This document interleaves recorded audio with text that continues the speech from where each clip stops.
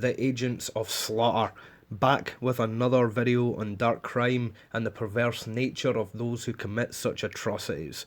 If you like this sort of content, be sure to like, share, subscribe, hit that wee bell button, blah blah blah, keep notified on future uploads.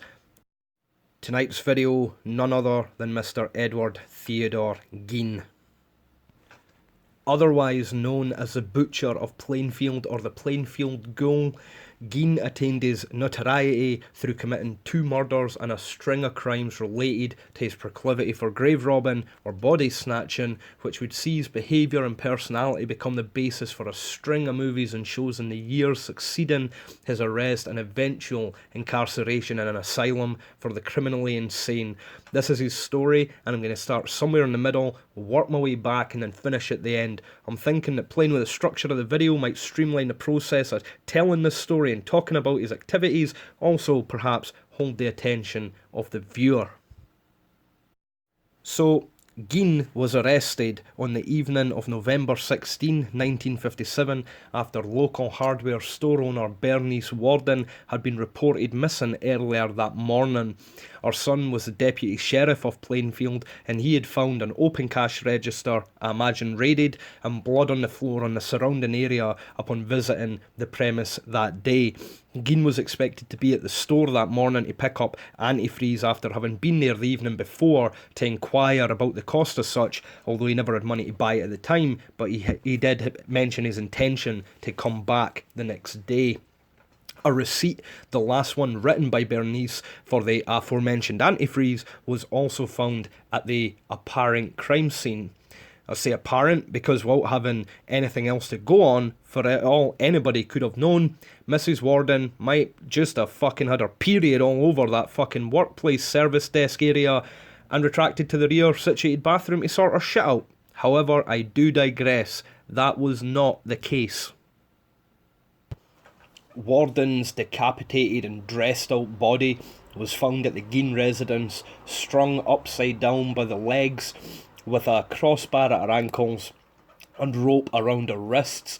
She'd been shot with a .22 caliber rifle, with the bodily mutilations carried out post-murder. A cop at the time had stated that the tendons in the ankles had been cut and a rod had been jammed through them. Her body had been gutted, although the location of her internal organs was unknown. Her intestines were found wrapped up in a man's suit. Just want to take a little second to note, dressed out is a hunting term, which basically it would be like when you string up an animal and you slice it like right down the fucking middle, and it's all like cleaned out inside and that, ready to be butchered and cooked. Anyway, Gein would also be found guilty of the murder of Mary Hogan, this some 3 years prior in 1954, a local tavern owner who had not been seen nor heard of from since then. Gein would openly joke that Hogan was back at his house, but the locals took this as another instance of Gein being the strange humoured oddity that he was perceived to be, albeit an apparently harmless yet bizarre oddity. During state crime laboratory interrogation, Gein admitted to causing her death by shooting, a statement later contradicted when he said he had no recollection of the events of that death. So, what I'm wondering is, in those moments where Gein's saying that, I wonder if that's part of his psychosis or schizophrenia, or if this is him lying. Like, could he be saying those words and in his own mind absolutely be telling the truth? Even as far back as 1944 and the death of Ed's brother Henry due to asphyxiation or death by starvation of oxygen after a house fire would later bring questions Ed's true involvement in that death also, although the coroner at the time noted that it was an accidental death. Bruises found on Henry's head would, with hindsight and updated knowledge on certain particular extracurricular activities of Ed's, lead some to suspect that Ed had indeed strangled or bludgeoned Henry into unconsciousness and then left him there static to basically die later of smoke inhalation. It was written that in retrospect it was entirely plausible and even likely that Ed was more involved than the investigative conclusions would lead people to believe, even referencing this part of Ed's story as the Cain and Abel aspect. However, this isn't even close to the end of the gruesome or depraved crimes committed by Gein. You see, Ed loved his mum. Like, really, really loved his mum. He was like this Freudian fucking son of a bitch. He was born in 1906 to an oppressive and hostile home environment.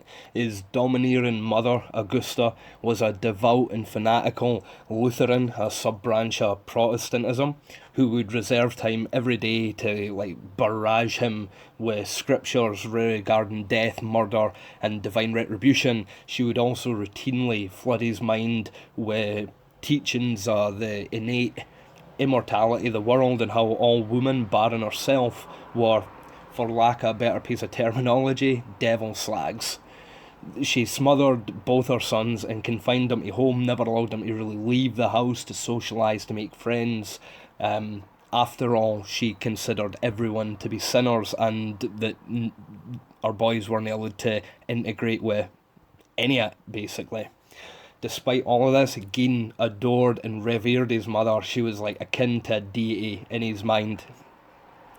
Ed's abusive dad, George, died in 1940 from heart failure, following a life premedicated on abusing his relationship with Bevy. Augusta died December 29, 1945, following an ongoing battle with rapidly declining health, in part due to suffering from the first, a paralysing one, and this demanding Ed's full attention and care, 2 separate strokes. Augusta's death devastated Ed. After all, she was like his only friend and even seen as sort of like his true love. Without her, he was all alone. He had absolutely nothing.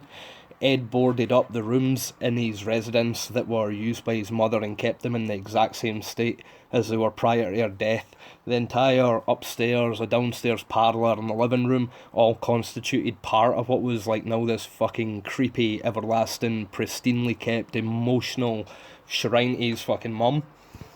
The rest of the house that he lived in quickly became dirty, rife with grime and totally neglected.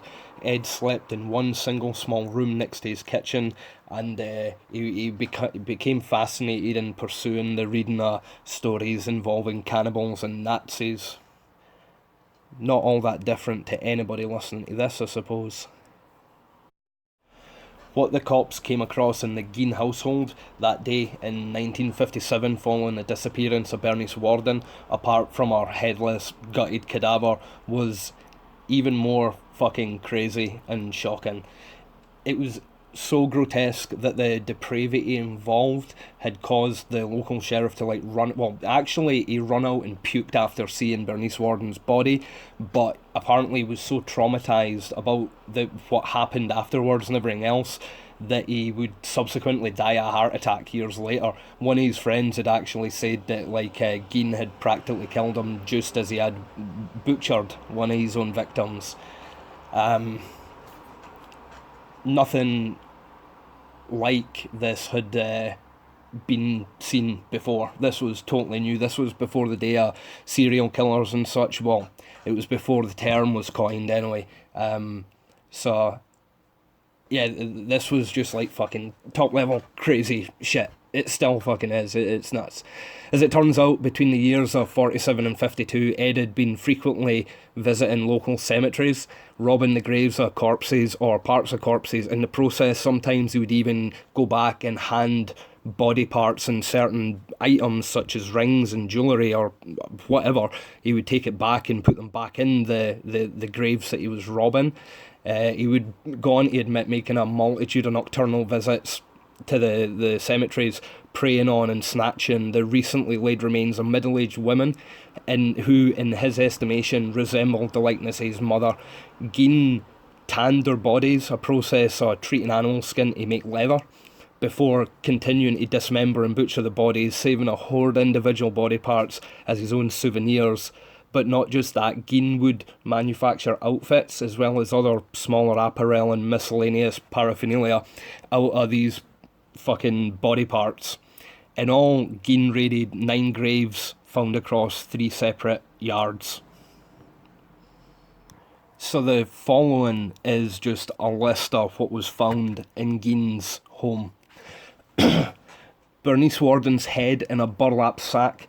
When they opened the sack, steam came out, and when they took out the head, Gein had bent 2 nails and made them into hooks and attached a loop of small rope to each end, and he'd stuck 1 hook each in Bernice Worden's ears, and he was apparently going to hang the head as an ornament. Her heart was stored in a plastic bag and stuck in front of our stove. Now, I've not been able to come across anything on cannibalism, but I don't know, like, they never found it. I've never read they found any of these guts or certain organs. So, like, this dude, I imagine this dude is the kind of dude that would be cannibal as well as fucking this.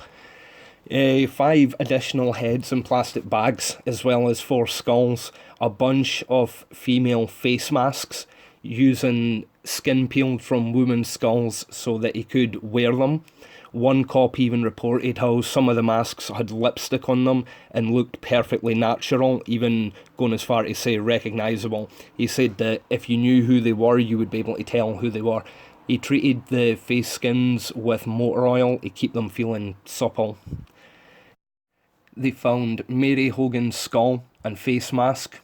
A cop had opened a bag and removed what he had taken a hold of, believing it to be a clump of hair, and which turned out to be her face. He recognised it straight away.